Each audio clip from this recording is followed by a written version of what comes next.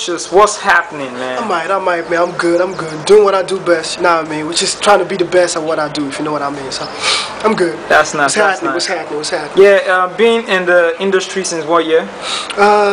Officially, I went professional in 2003. The record label called KD World Records. That's back then in Abuja. So, I guess it's safe to say 7 years now.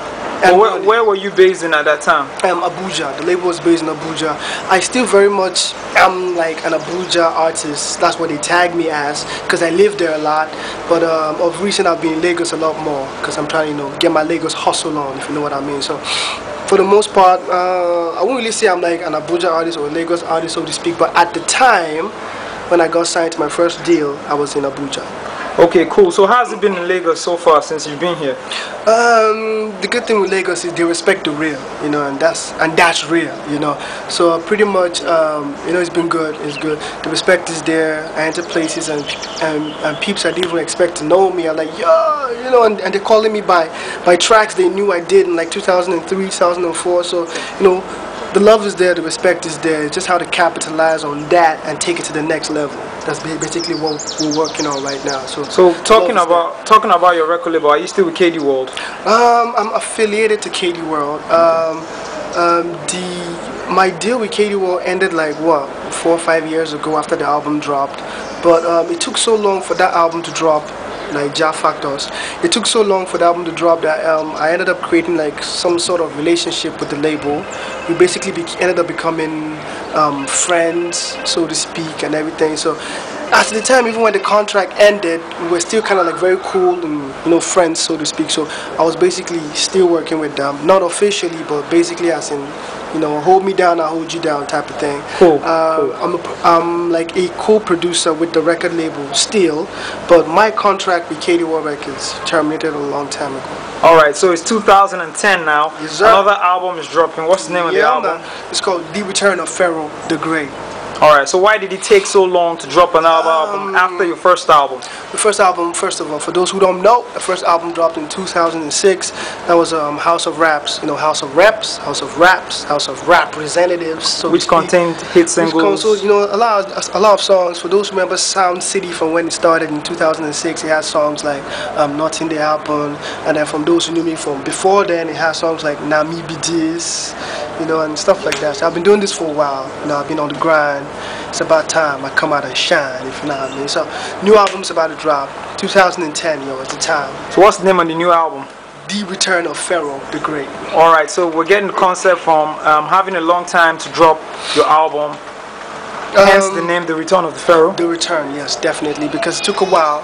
There's a lot of ups and downs in that process. My record deal was terminated. I was thinking of where to go.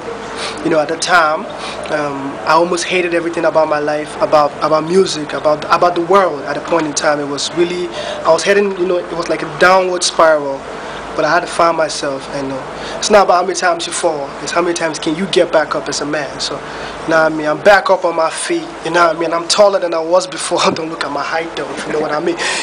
So it's not about that, but I'm good in what I do, and I keep doing what I do because I'm good at what I do, basically. Okay, so cool. You're strongly affiliated with a lot of SWAT members, talking about Mode 9, Overdose, and most recently Terry the Rap Man. So tell us how your relationship has been with them. It's funny because you should actually started with Terry the Rap Man before even the rest, because I knew Terry before all the others. It's kind of funny because we were like church boys, We used to hook up in church, and we've been friends for a long time now, family, friends, and everything. His pops knows my pops, his moms knows my moms. So we're like family friends. We've been close for a while. The music hustle just brought us closer together, basically. Mode 9, I met them along the way when I was coming to Abuja to hook up with Terry in the SWAT Route Coalition, and they ended up meeting the likes of Mode 9, OD, who I ended up becoming a label mate with along the line as well, Rule Clean and the rest of them. So it was just chance leading to chance, and chance led to more chances, basically. I see you're wearing a faculty t-shirt. Yes, sir, man. It's my dudes. It's my boys right there, man. The faculty, man. That's GZ, who's also a label mate of mine. Five, grandson, and Juice. As you know, it came straight out of ABU Zaria. It was an ABU Zaria thing. For those who don't know, that's a university in Kaduna, one of the major universities in Nigeria. Anyways, it's called ABU Zaria, and they had a solid coalition of 4 MCs called the faculty, and they hold it down. Pretty much like like the producer, chief producer of the label. We've done most of their work and everything. Me and my co-producer Tommy Illfingers, aka Tommy Shields. So we've done almost everything for them. So I promote them niggas too. They're my niggas. Cool. So talking about your production skills, when did that all start? It started basically like 2007, a year after my first album dropped. Yeah, I don't know, because from the way I did my first album, most of the producers I worked with, like Jamix, Mr. Seth, Jeremiah Gang, Dr. Benstein, they will always tell you I was one of those few cats that would come through to the studio with a song and a beat already in his head. So I wouldn't just come and say, yo man, I want a song that sounds like, I would actually do the beat with my mouth like boom. I want my drums like boom, boom, boom, boom, and stuff like that. So I always come out with my own sound, and they always like, man, guy, how did they come up with this kind of ideas and stuff like that? So I knew it wouldn't take me long to actually just know how to start finding these sounds by myself and start hitting them out one by one on my own. So luckily, KD World Records, who I was working with at the time, had a studio at my disposal, which they still do. And, so it just helped me, just made it a lot easier for me to just, all I had to do was just learn the basic 1-2s, and that was it. So give us like a rap shit on your production list. Basically, we've done stuff for Tony 1 Week, who many will be like, Tony 1 Week? Yeah, we did stuff on his album, which came out sometime early this year. We did stuff on Terry the Rapman's album. For those who know Sample, yes sir. This stuff for Terry the Rapman, and there's a lot more on the album that we did, like 2 or 3 other tracks on the album as well that we did.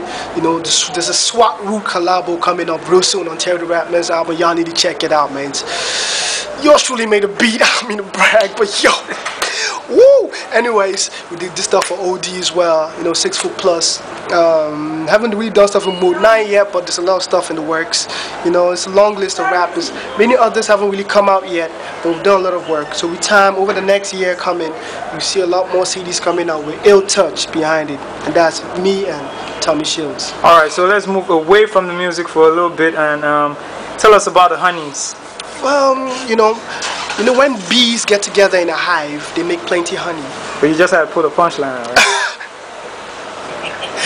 Alright man, honeys, you know what I mean? They come, they go, it's just life, you know what I mean? So you don't have a permanent one? I of recently just a little bit into one, if you know what I mean. But I ain't gonna go into details. Okay. Because I'm gonna save them the trouble. Okay.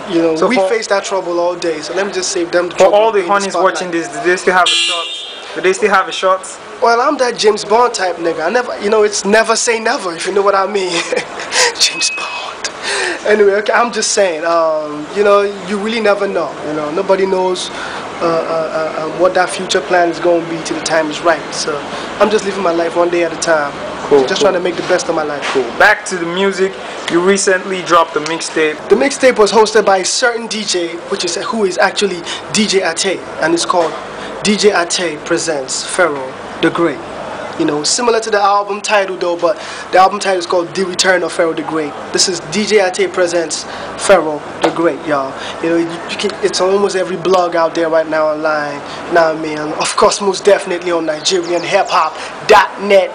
I don't have to spell that out, do I? But anyway, NigerianHipHop.net, it's on there as well. So, the mixtape is live. It has every version of, successful versions of, almost every popular instrumental out there. I just did like my own version, just hit with that Niger flavor. It's so good, it's so good, it's so good. Cool. It's good to holler at you. It's good to holler at you. So what do you have for your fans? Well, nothing but the best, raw, undiluted hip-hop. Even when I swing aside, I still bring the swing aside, if you know what I mean. Lyricism meets entertainment is what I'm selling, y'all. So go check it out. All right. No doubt. Nice to talk to you, Pherowshuz. Always a pleasure, y'all. Yes, there are 2 things that is so quiet in this world. So either you're a task or a takmas. Whether you correct or you no correct. Yes. Pherowshuz told us in this jam that yes, If you're correct, feel it for us. Yes.